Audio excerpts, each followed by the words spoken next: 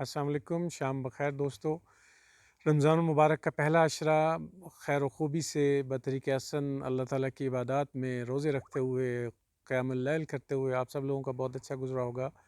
اور یقینی بات ہے کہ پچھلے چند دنوں میں جو ہم رمضان کی نسبت سے محاسبے کی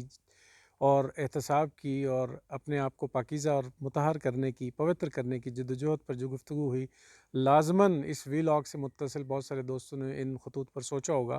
اور اپنی زندگیوں میں ایسے پیرامیٹرز اور ایسی تبدیلیوں کو اختیار کرنے کی کوشش کی ہوگی۔ یقیناً آپ کے اخلاص کو اللہ تعالیٰ قبول کریں اور رمضان کے پہلے عشرے کی جتنی بھی فیوز و برکات ہیں آپ کی زندگی میں نازل ہوں، اور اسی طرح آنے والے 2 عشروں میں بھی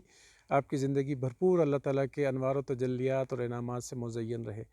کل کے ویلاگ میں ہم نے بچیوں کو امپاور کرنے کے حوالے سے اپنی بچیوں کا مستقبل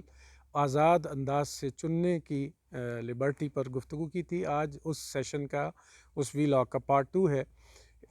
آج کے اس ویلاگ میں بھی ہم انہی خطوط کو آگے بڑھائیں گے کہ ہم اپنی سوسائٹی کا 52% اسٹرانگ ہیومن ریسورس جو ہے اس کو ضائع کیے چلے جا رہے ہیں، غلامی میں اس کو ہم نے دبوچا ہوا ہے۔ بچیوں کی پرواز کرنے کی جو صلاحیت ہے اس کو ہم نے پس پشت ڈالا ہوا ہے۔ صرف بوائز ہی ہمارے ہاں ڈومیننٹ ہیں اور بچیاں ریسیسو ہیں۔ حالانکہ آپ گزٹری آف پاکستان اٹھا کے دیکھ لیجئے، اور بہت سارے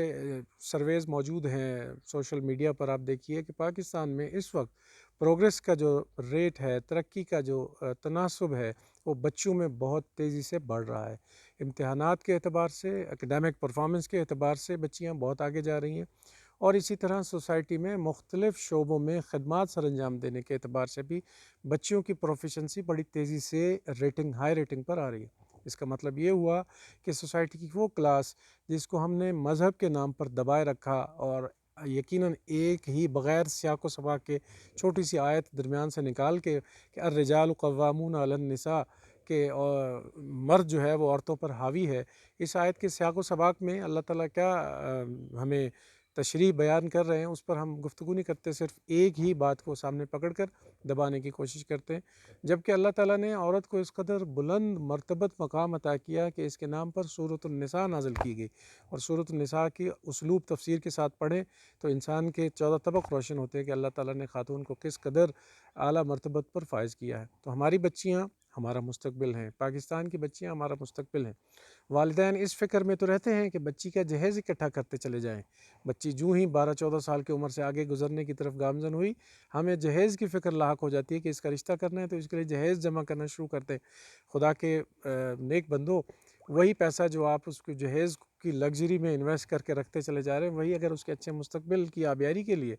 اس کو ڈاکٹر بنائیں، اس کو انجینئر بنائیں، اس کو سائنٹسٹ بنائیں، اس کو فورسز میں بھیجیں۔ ہماری پاکستان کی تینوں آرمڈ فورسز بڑی تیزی سے آج جو ہے بچیوں کو انکریج کر رہے ہیں، ویلکم کریں کہ ہمارے اندر آپ شرکت اختیار کریں۔ سول سروسز میں بچیاں تیزی سے آ رہی ہیں، لاء کے شعبے میں، جوڈیشری میں بچیاں بہت تیزی سے آگے آ رہی ہیں۔ تو بجائے یہ کہ ایک آرتھوڈاکس ذہنیت کے ساتھ، ایک رجت پسند ذہنیت کے ساتھ ہم بیٹھے ان کا جہیز اکٹھا کرتے رہیں، اور جہیز ایک ایسی لعنت ہے، وہ جس قدر زیادہ آپ ایکیومولیٹ کر لیں، اس کو اکٹھا کر لیں، اگلے گھر میں جس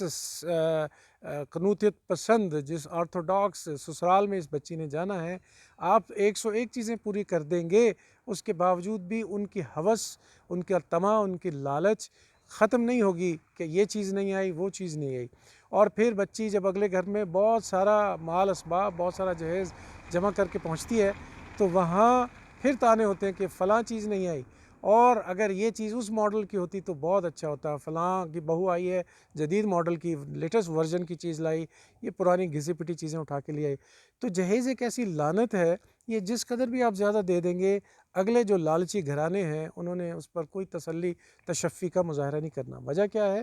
کیونکہ ہم نے بچیوں کے اوپر اپنی سوچ مسلط کرتے ہوئے یہ کہا کہ یہ 2 خاندانوں کا ملاپ ہے، اور ان 2 خاندانوں کے ملاپ کے نتیجے میں ہم نے بڑا گھر دیکھا ہے، حسب نسب دیکھا ہے، ان کا بیک گراؤنڈ دیکھا ہے، بڑی ان کی اچھی ریپیوٹ ہے، تو ہم وہاں بچی دے رہے ہیں۔ بچی سے پوچھا ہی نہیں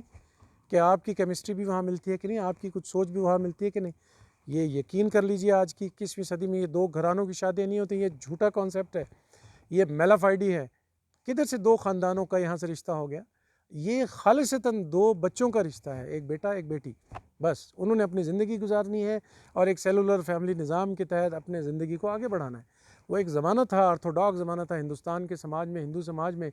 جو ابھی تک ان نحوستوں کے ساتھ موجود ہے، لیکن قطعی نہ تو ہمارا دین اسلام اس طرح کی کوئی ایسی اجازت دیتا ہے کہ آپ بچوں کو غلام بنا کر گھروں میں مقید کر دیں اور وہ ادموئی ہو کر پورے خاندان کی خدمت پر بس معمور رہے، ساتھ میں وہ بہت سارے پاکس پریویلیجز، بہت سارے لاکھوں روپوں کا سامان بھی لے اور پھر بھی آپ کے غلام بنے۔ تو قطعی یہ دو خاندانوں کا نہیں ہوتا۔ آپ دیکھ لیجئے سوسائٹی میں آج ہر گھر کی کہانی آپ اٹھا کے دیکھ لیں،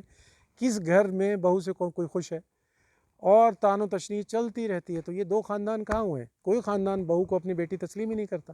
وہ تو خالصتاً کہتا ہے کہ ہمارے بیٹے کو ہم سے چھیننے آ گئی ہے یہ۔ اور پھر تضادات اور منافقت دیکھ لیجئے نا، کہ آپ کا بیٹا اگر آپ کی بہو کی اچھی خدمت کرتا ہے، اس کو لک آفٹر کرتا ہے، تو آپ کہتے ہیں یہ اس کا رن مرید ہے،